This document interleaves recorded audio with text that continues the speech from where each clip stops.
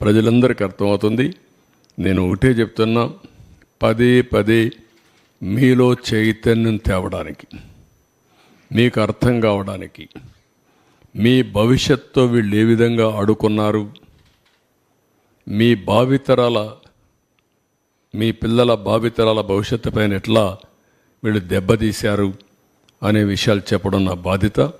అవి చెప్పి మీలో కూడా మీ ఆలోచనలు కూడా తీసుకొని, సామాన్య ప్రజానికం ఆలోచనలు తీసుకుంటాం, మీడియా ఆలోచనలు తీసుకుంటాం, బయట ఇంటలెక్చువల్స్ ఆలోచనలు తీసుకుంటాం. మళ్ళీ ఒక మెరుగైన పాలన ద్వారా మళ్ళీ రాష్ట్రాన్ని ముందు తీసుకుపోవడం కోసం ఈ ఎక్సర్సైజ్ చేస్తున్నాం. ఈరోజు అతి ముఖ్యమైన సబ్జెక్ట్ ఇది. పవర్, విద్యుత్ శక్తి.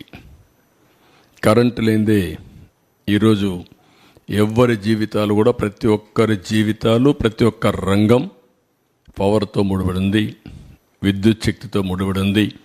దీన్ని ఎంత సమర్థవంతంగా మనం అమలు చేసుకోగలిగితే అంత మెరుగైన జీవన ప్రమాణాలు, అదే మరిగా మనకు అన్ని విధాల లాభం జరిగే పరిస్థితి వస్తుంది. గత చరిత్ర కూడా ఒక స్లైడ్లో నేను చెప్పిన తర్వాత మొత్తం డీటెయిల్స్గానే వస్తాను. నెక్స్ట్, ఇది మీరు ఇక్కడ చూస్తే 95/2004 నేను మొట్టమొదటిసారిగా ముఖ్యమంత్రి అయినప్పుడు పవర్ సెక్టర్ రిఫార్మ్స్ 1.0 తీసుకొచ్చాం. That was the beginning. ఈ దేశంలో ఎవ్వరూ చేయలేనప్పుడు ఒక్క ఒరిస్సానే పవర్ సెక్టర్ రిఫార్మ్ తీసుకొచ్చి ఫెయిల్ అయ్యి వదిలిపెట్టారు. అప్పుడు నేను పవర్ సెక్టర్ రిఫార్మ్స్కి వెళ్ళాను. ఆ పవర్ సెక్టర్ రిఫార్మ్స్ వచ్చినప్పుడు దాన్ని మళ్ళీ మీకు ఎక్స్ప్లెయిన్ చేస్తాను. 2014 నుంచి 2019 మళ్ళీ నేను వచ్చే కొద్దికి నాకు 22.5 మిలియన్ యూనిట్లు కరెంటు కొరత, వారసత్వం. అప్పుడే 2.0. ఈసారి సోలార్, విండ్, ఇన్నోవేటివ్ పవర్ కోసం ముందుకు పోయాం. అవి కూడా ఏ విధంగా వచ్చాయి మీకు ఎక్స్ప్లెయిన్ చేస్తాం. 19-24 phenomenal increase in power tariff. నేను ఎన్నికల ముందు చెప్పాను, కరెంటు ఛార్జీలు పెంచకుండా వినూత్నమైన ఆలోచనలతో ఏ విధంగా చేయాలనో చేసి చూపిస్తానని చెప్పాను. వీళ్ళు వస్తానే విపరీతంగా పెంచేశారు. ఇంకొక పక్కన ఏదైతే 19-24లో అప్పులు కూడా విపరీతంగా పెరిగిపోయినాయి. 1,29,000 కోట్ల రూపాయలు అప్పు ఉన్నాయి ఇప్పుడు. నేను డీటెయిల్స్ మీకు ఎక్స్ప్లెయిన్ చేస్తాను. ఇంకా ఎక్కువ అవుతాయి. ఇంకొక పక్కన 19-24 ఇన్ఎఫిషియెంట్ గవర్నెన్స్ వల్ల ఒక చేతగాని వ్యక్తి, ఒక అహంకారంతో విర్రవీగే వ్యక్తి వ్యవస్థల్ని ఏ విధంగా నాశనం చేస్తాడో ఇందులో మీరు చూస్తారు. ఒక అసమర్థుడు, ఒక అహంకారి, రెండూ కలిస్తే రాజకీయాలకు తగని వ్యక్తి అనేది కూడా మీరు అందరూ గుర్తుపెట్టుకోవాలి. అలాంటి వ్యక్తి వల్ల సమాజం ఏ విధంగా అతలాకుతలం అవుతుంది, అందరికీ ఏ విధంగా ఇబ్బందులు వస్తాయనే విషయం కూడా మనం గుర్తుపెట్టుకోవాల్సిన అవసరం ఉంది. మీరు ఈ ఫ్యాక్ట్ చూస్తే రాష్ట్రంలో ఉండే ప్రజలందరినీ కోరుతున్నాం, రాగద్వేషాలకు అతీతంగా ఆలోచించండి. ఏదో మీకుండే సిద్ధాంతాలు, లేకుంటే కులమో మతం కాకుండా ఇంపార్షియల్గా మీరు ఆలోచిస్తే మీకే అర్థమవుతుంది ఎంత నష్టపోయాము. వే ఫార్వర్డ్ ఏం చేయాలని కూడా ప్రజలకు ఎక్స్ప్లెయిన్ చేయడం ప్రయత్నం చేస్తాను. ఇంకా సజెషన్ తీసుకుంటాం, దానిపైన ముందుకెళ్తాం. నెక్స్ట్, ఫస్ట్లో 95-2004 ఇప్పుడుండే పవర్ సెక్టర్ రిఫార్మ్స్ అన్నీ ఆ రోజు అమలు చేసిన power sector reforms. First state in the country to introduce power sector reforms 98లో అమలు చేశాం. అదే మరి ఇండిపెండెంట్ రెగ్యులేటరీ కమిషన్ అపాయింట్ చేశాం, ఏపీఈఆర్సీ. దేశంలోనే మొట్టమొదటి రెగ్యులేటరీ కమిషన్.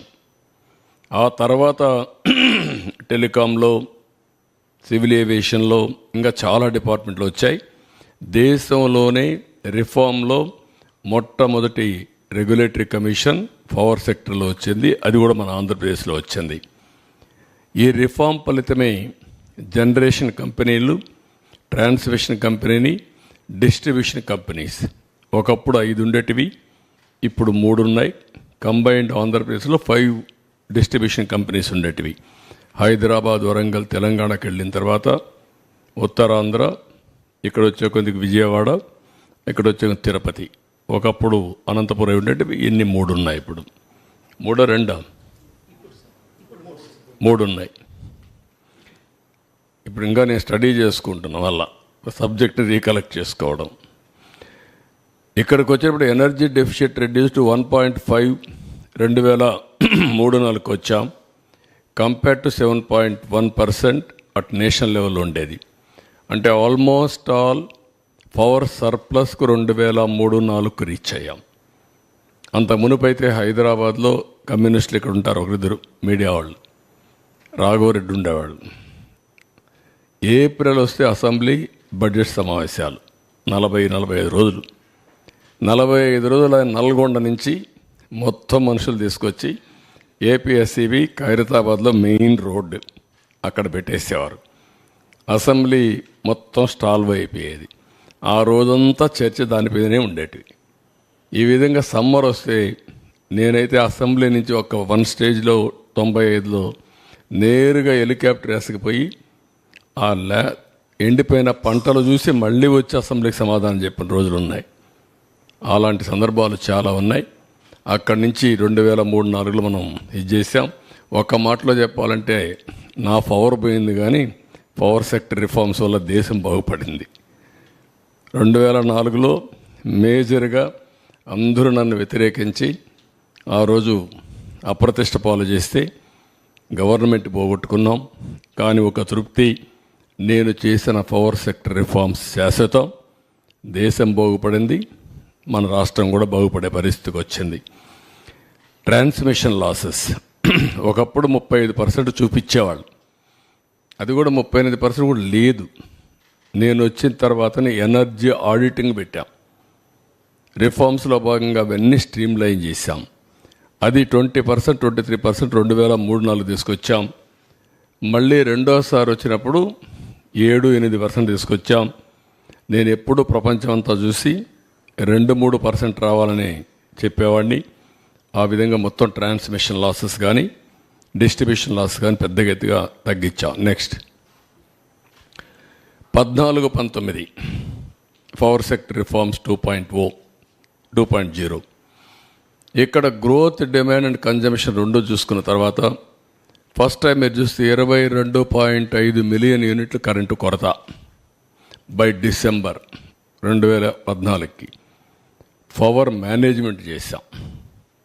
అక్కడి నుంచి బై జనవరి 2018కి అంత సర్ప్లస్ తీసుకొచ్చాం. ఇక్కడ మీరు చూస్తే పీక్ డిమాండ్ 6,784 మెగావాట్ల నుంచి 9,453 మెగావాట్లకు పెంచాం, 39%. కన్జంప్షన్ 40,174 మిలియన్ యూనిట్ల నుంచి 54,555 మిలియన్ యూనిట్లు పెంచాం, 36%. No power cuts, no tariff increase, no quality problems. Quality power ఇచ్చాం. పవర్లో మనం గుర్తుపెట్టుకోవాల్సింది, లో వోల్టేజ్ ఉన్నా బల్బులు కాలిపోతాయి, హై వోల్టేజ్ ఉన్నా కాలిపోయే పరిస్థితి వస్తుంది. అలాంటి పవర్ సప్లై చేయగలిగాం. Per capita consumption grow at 1003 యూనిట్ల నుంచి 1,234 యూనిట్లు పెంచగలిగాం, 23%. ఆల్ ఇండియా లెవెల్లో 1010 నుంచి 1,181 పెంచారు, 17%. గవర్నమెంట్ ఆఫ్ ఇండియా ప్రోగ్రామ్స్ అన్నీ తీసుకున్నాం. ఐపీడిఎస్, డిడియు, జీవైఏ, ఉదయ్, పవర్ ఫర్ ఆల్, ఇవన్నీ తీసుకొని ఒక 5,000 కోట్ల రూపాయలు గ్రాంట్ తీసుకొచ్చాం గవర్నమెంట్ ఆఫ్ ఇండియా నుంచి. ఫస్ట్ మూవర్ అడ్వాంటేజ్ పెట్టి అవన్నీ తీసుకొచ్చాం. అంత మునుపు కూడా వరల్డ్ బ్యాంక్ గ్రాంట్ తీసుకొచ్చాం. నేను సీఎంగా దిగిపోయిన తర్వాత రాజశేఖర రెడ్డి సీఎం అయితే 2,500 కోట్లో 3,000 కోట్లో నేను తీసుకొచ్చిన పవర్ సెక్టర్ రిఫార్మ్స్ బెనిఫిట్ అతనికి వచ్చింది. ఆ రోజు జరిగింది. ఇక్కడ మీరు చూస్తే కొత్తవి న్యూ థర్మల్ యూనిట్స్ 2 ప్రారంభించాం. 1 VTPS, 2 కృష్ణపట్నం. ఇంకొక పక్కన ఎనర్జీ ఎఫిషియన్సీ ఇంప్లిమెంటేషన్లో, అందులో రెడీనెస్లో వరల్డ్ బ్యాంక్ కూడా నెంబర్ 1 ప్లేస్ ఇచ్చారు, ఫస్ట్ ర్యాంక్ ఇచ్చారు. నెక్స్ట్ ఇక్కడ మీరు చూస్తే ఏపీ జెన్కో ఇన్స్టాల్డ్ కెపాసిటీ 4114 మెగావాట్ల నుంచి 3099 మెగావాట్లు పెంచాం. 75% పెరిగింది. 7213 మెగావాట్లు అయింది. ట్రాన్స్మిషన్ కెపాసిటీ 29863 MVA నుంచి 17124 MVA పెంచాం. ఈ దగ్గర 57%. 46987 MVA పెరిగింది. Installed renewable energy capacity solar, wind రెంట్లో కూడా బ్రేకప్ ఇచ్చారు. 1342 మెగావాట్ల నుంచి 6374 మెగావాట్లు పెంచాం. 475%. 7716 మెగావాట్లు అయ్యింది. సోలార్ కెపాసిటీ 66 నుంచి 2979 మెగావాట్లు పెంచాం. 45.14% పెరిగింది. 3045 మెగావాట్లు పెరిగింది. 4514%. విండ్ 731 మెగావాట్ల నుంచి 3346 మెగావాట్లు అదనంగా పెంచాం.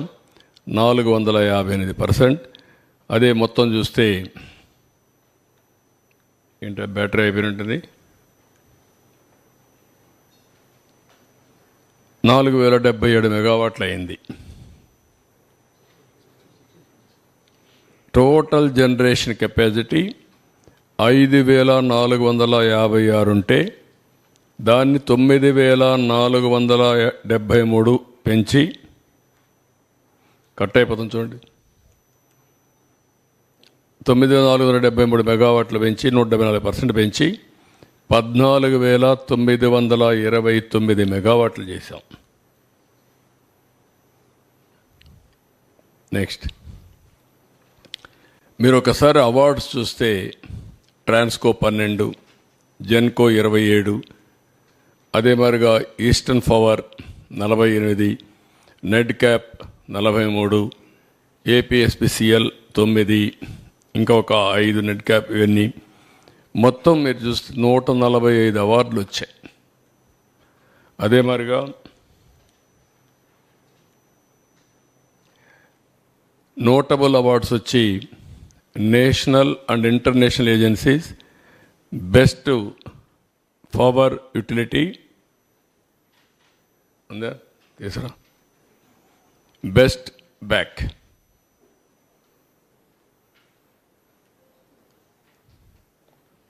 చూసుకోండి, జాగ్రత్త చూసుకోండి.